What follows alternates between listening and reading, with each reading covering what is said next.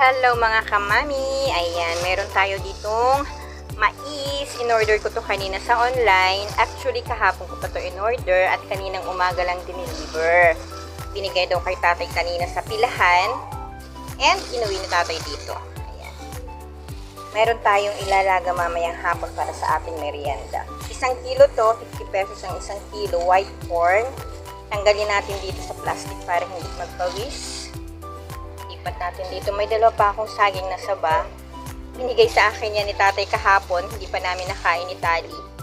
So, ayan. 4 na piraso yung 1 kilong mais. At saka, white corn po ito.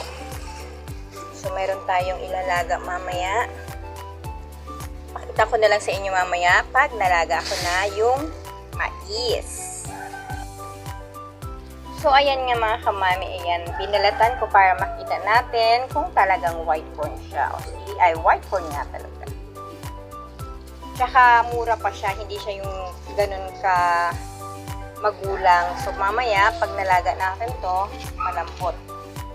Ayan ang ating merienda. Mais for today's video mga kamami. Thank you for watching.